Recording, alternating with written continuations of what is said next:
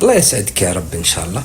والله شوفي، سكوتك أنت من اللي صار هو لما طلقك وجلستي بالبيت وما تحركتي، وبعدين لطفت الجولة اعتذرتي ورجعك وكذا، قل من قيمتك. يعني في المواقف هذه حنا نكتشف الرجل الحقيقي من عدمه. هو طلع على حقيقته.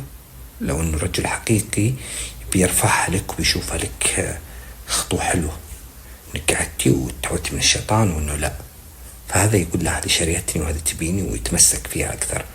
ولكن الرجال اللي يرقل من ناحية الرجولة يبدأ يشوفها انه ضعف، وانك انت انكسرتي. بالعكس، هذا اهلك، زوجتك وعيالك وبيتك، هذولا أهلك شئت أم أبيت.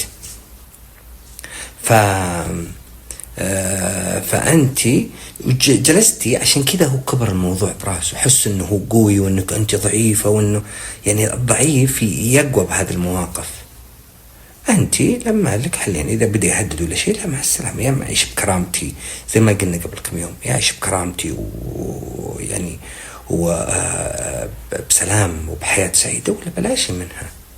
ماني مجبور في فلسفة انه عشان عيالي ولا عشان مدري بعد اذا بالعيشة هذه بستمر. لا، تجلسي معه تقول حبيبي انت ودي انك تفتح صفحة جديدة، وترى اني شريتك يا ابن الناس وابيك ويا ابن الحلال، تبي نفتح صفحة جديدة، فتحنا ونفتح والله وعفى الله عما سلف. تبي عين فراش وعين غطاء، ما تبي خلني اروح بيت اهلي.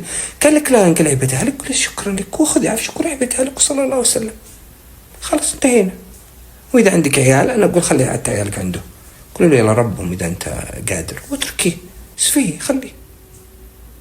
هو شوفيه زاد سوءا بعد ما بدا يهدد، يحس انك انت خايفه تروحين بيت اهلك، فصار يعني انه نافخ ريشه.